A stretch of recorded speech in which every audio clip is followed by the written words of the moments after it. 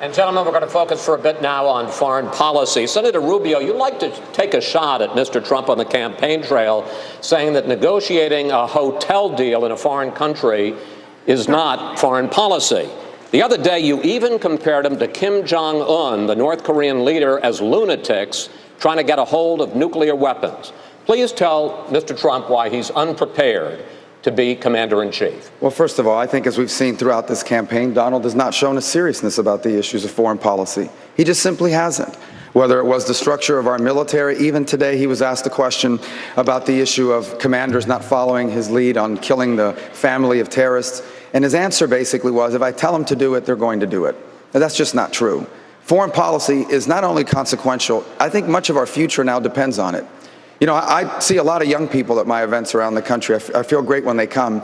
And I always tell them that despite the hardships of the moment, I honestly believe that today's millennials have a chance to be the greatest generation we've had in 100 years. I really do.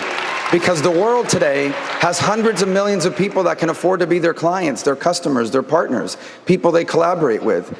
But that won't happen if the world is dangerous and it's unstable. And that will require strong American leadership.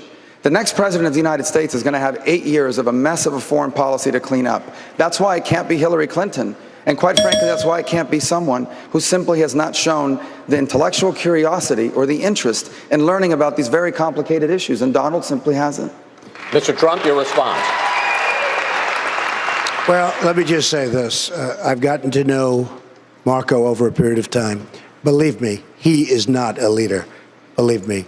But that doesn't answer the question. He didn't interrupt you, but it talk. Is not a leader. And frankly, when I say they'll do as I tell them, they'll do as I tell them. And it's very simple. It's very simple. We are in a very dangerous place. We have a depleted military, totally depleted. We have, by the way, our vets are treated horribly. We're going to take care of our vets. We're going to start taking care of our vets properly, like we should. But we're going to build up our military, and we're going to get the equipment we want, not the equipment that's sold to us by somebody that gave him and not the governor campaign contributions, okay? We're going to get the equipment that the generals and the soldiers want. I will prove to be a great leader. And, you know, it's very interesting. We talk about the polls. Every single poll, when it comes to ISIS and the military and the border, say by far Trump is the best. Mr. Trump, your time is up. Yeah, I just want a couple points. Once again, he was pressed on a policy issue to show his understanding of the foreign policy, and his reaction was just to attack somebody else with a name. Here's the bottom line, and I'm going to repeat it again.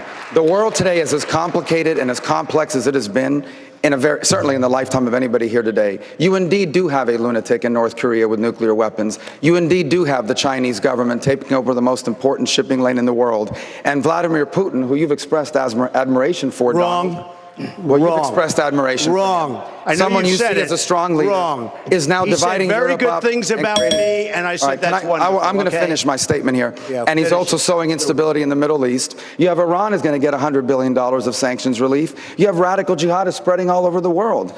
This is a time for seriousness on these issues. You have yet to answer a single serious question about any of this. Will you give us a detailed answer about foreign policy anytime you're asked on it? Let me just tell you, first of all, I've been hearing this man so long talking about Putin. Putin said about me. I didn't say about Putin. Putin said very nice things about me.